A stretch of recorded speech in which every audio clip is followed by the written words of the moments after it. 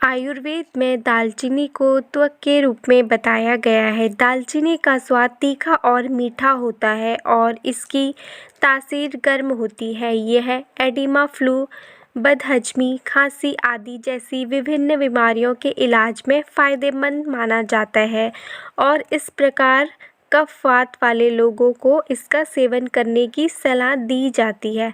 दालचीनी का पोषण मूल्य। दालचीनी में निम्नलिखित पोषक तत्व होते हैं। सिनेमैल्डिहाइड। दालचीनी में उपलब्ध बायोएक्टिव तत्व। दालचीनी में विभिन्न स्थूल और सूक्ष्म पोषक तत्व मौजूद होते हैं। इनमें विटामिन ए और सी, ऊर्जा, कार्बोहाइड्रेट, आयरन, कैल्शियम और मैग्नीशियम शामिल है। दालचीनी के गुण। प्राचीन काल से ही दालचीनी का उपयोग हर्बल औषधि के रूप में किया जाता रहा है। इन विट्रो प्रयोगों और पशु परीक्षणों से पता चलता है कि दालचीनी में निम्नलिखित फ़ायदेमंद गुण हो सकते हैं। इसमें एंटी इन्फ्लेमेटरी गुण हो सकते हैं एंड एंटीऑक्सीडेंट गुण दिखा सकता है। इसमें एंटीट्यूमर गुण हो सकते हैं। यह एंटी माइक्रोबियल गुण दिखा सकता है। इसका इम्यूनोमॉड्यूलेटरी प्रभाव पड़ सकता है। यह कोलेस्ट्रॉल के स्तर को कम करने में भी मदद कर सकता है। दालचीनी के संभावित उपयोग। मुंह की सफाई में दालचीनी के संभावित उपयोग। शोधों में दालचीनी को मुंह को साफ बनाए रखने में प्रभावी पाया गया है। यह आमतौर पर दांतों के दर्द और दंत की अन्य समस्याओं को दूर करने के लिए टूथ पाउडर के रूप में उपयोग किया जा सकता है। दालचीनी का उपयोग माउथ फ्रेशनर के रूप में भी किया जा सकता है और इससे सांसों में बदबू नहीं आती है। इस प्रकार इसे च्युइंग गम में एक घटक के रूप में उपयोग किया जा सकता है। हालांकि मनुष्य के स्वास्थ्य के लिए यह किस हद तक फ़ायदेमंद होगी, इसका अनुमान लगाने के लिए मानव शरीर में और अधिक शोध करने की ज़रूरत है। रक्त परिसंचरण और स्कंदन में दालचीनी के संभावित उपयोग। दालचीनी चोटों और घावों से बह रहे खून को जमाने में मदद कर सकती है। दालचीनी गर्भाशय में रक्त परिसंचरण में सुधार करने में मदद कर सकती है और यह टिश्यू रीजनरेशन में भी मदद कर सकती है। हालांकि मानव स्वास्थ्य के लिए यह किस हद तक फ़ायदेमंद होगी, इसका अनुमान लगाने के लिए और अधिक शोध करने की ज़रूरत है। एंटीऑक्सीडेंट के रूप में दालचीनी के संभावित उपयोग। शोध में इधर मेथनॉलिक और एगेबियस एक्सट्रैक्ट्स जैसे दालचीनी के एक्सट्रैक्ट्स के महत्वपूर्ण एंटीऑक्सीडेंट गतिविधि गुण दिखाई देते हैं। एंटीऑक्सीडेंट मानव स्वास्थ्य पर महत्वपूर्ण प्रभाव डाल सकते हैं क्योंकि यह मुक्त कणों और प्रतिक्रिया करते हैं और उम्र से जुड़ी समस्याओं को कम करने में मदद करती है और मेटाबॉलिज्म संबंधी बीमारियों के कारण होने वाले नुकसान को कम करते हैं। हालांकि दालचीनी के इन गुणों को अभी तक मनुष्यों में परीक्षण नहीं किया गया है। दालचीनी की जीवाणुरोधी गतिविधि के संभावित उपयोग। दालचीनी में आवश्यक तेल होते हैं। जब दालचीनी और लौंग के तेल को मिलाया जाता है तो वे विभिन्न बैक्टीरिया और खमीर के खिलाफ एंटीमाइक्रोबियल गतिविधि दिखा सकते हैं। इसके एंटीमाइक्रोबियल प्रभाव के कारण अगर शहद के साथ दालचीनी पाउडर का पेस्ट शरीर के घावों और चोटों में लगाया जाए तो यह उन्हें भरने में मदद कर सकता है। इसके बेहतर इस्तेमाल की विधि के लिए आपको किसी योग्य डॉक्टर से सलाह लेनी चाहिए। दालचीनी की एंटीबायोटिक गतिविधि के संभावित उपयोग। दालचीनी के एक्टिवस एक्सट्रैक्ट से इंसुलिन पोटेंसी एक्टिंग कारक को अलग किया गया है और इसके शोधों में इंसुलिन जैसी गतिविधि देखी गई है। 4 दालचीनी पाउडर का उपयोग ब्लड शुगर को कम करने के लिए किया जाता है।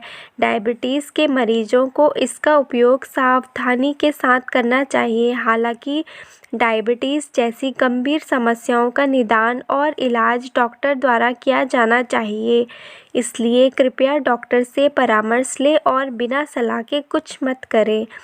पाचन समस्या के लिए दालचीनी के संभावित उपयोग। भोजन में पिसी हुई दालचीनी का उपयोग मामूली पाचन समस्या, पेट दर्द और आंतों की ऐंठन को ठीक करने के लिए किया जा सकता है। हालांकि मानव स्वास्थ्य के लिए यह किस हद तक फायदेमंद होगी, इसका अनुमान लगाने के लिए मनुष्यों पर और अधिक शोध करने की ज़रूरत है। दालचीनी की सूजन रोधी गतिविधि के संभावित उपयोग। दालचीनी पर किए गए कई शोधों से इसकी छाल और आवश्यक तेलों के सूजन रोधी गुणों का पता चला है। हालांकि विभिन्न शोधों में दालचीनी के संभावित उपयोग जो दिखाई पड़ते हैं, ये पर्याप्त नहीं है और मानव स्वास्थ्य पर दालचीनी के लाभों के सही प्रभावों की पहचान करने के लिए और अधिक शोध करने की ज़रूरत है। दालचीनी का उपयोग कैसे करें? आवश्यक तेल लगाकर।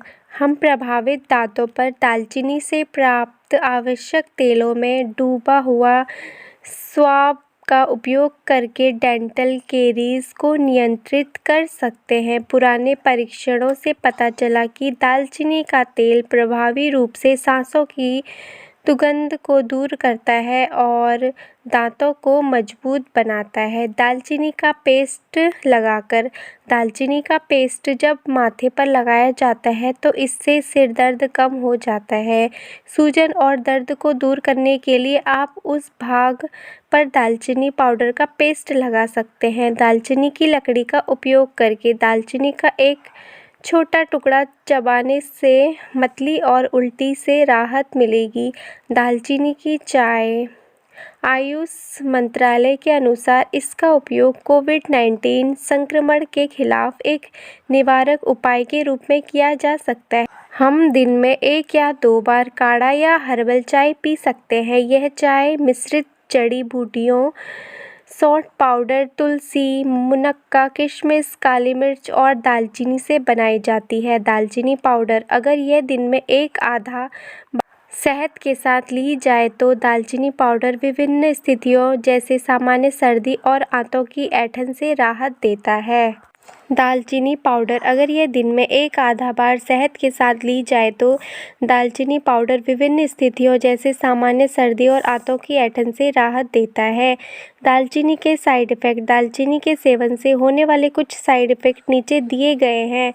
लो ब्लड शुगर का स्तर। दालचीनी सेलुलर ग्लूकोज मेटाबॉलिज्म को उत्तेजित करती है और इंसुलिन का पालन करती है। इस प्रकार डॉक्टर की सलाह लिए बिना दालचीनी का सेवन करने का सबसे प्रमुख साइड इफ़ेक्ट ये है, ब्लड शुगर का स्तर गिर जाता है। लो ब्लड शुगर होने के कारण थकान और चक्कर आने जैसे लक्षण भी देखे जा सकते हैं।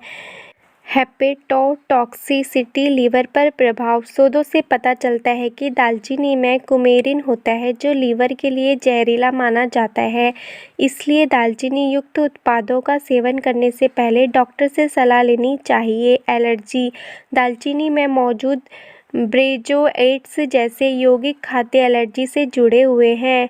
क्लिनिकल डॉक्टर अय्यर एलर्जी वाले लोगों के आहार में दालचीनी और संबंधित खाद्य उत्पादों का सेवन न करने की सलाह देते हैं। दालचीनी के उपयोग की सावधानियां। लोगों को यह सुझाव दिया जाता है कि दालचीनी का उपयोग मसाले या फ्लेवरिंग एजेंट के रूप में करने से इसके कोई बड़े साइड इफ़ेक्ट नहीं होते। जब हम इसका उपयोग अधिक खुराक में या लंबी अवधि तक करते हैं तो औषधीय उत्पादों के रूप में उपयोग की गई दालचीनी के अवांछनीय साइड इफ़ेक्ट देखे जा सकते हैं। दालचीनी की अधिक मात्रा केवल डॉक्टर की देखभाल में ही ली जानी चाहिए। तो दोस्तों, आज की वीडियो में मैंने आप लोग के साथ दालचीनी के कुछ फ़ायदे शेयर करे हैं और उसी के साथ उसके क्या साइड इफ़ेक्ट हो सकते हैं, किन किन लोगों को दालचीनी के साइड इफ़ेक्ट होंगे, वो सब भी मैंने आप लोग के साथ शेयर करा है। ये बहुत ही ज़्यादा ध्यान देने योग्य बातें हैं जो मैंने आप लोग के साथ शेयर करी हैं। आशा है कि आप लोग को अच्छी लगेंगी। ऐसी वीडियो के साथ मिलते हैं नेक्स्ट वीडियो में। तब तक के लिए बाय बाय, टेक केयर।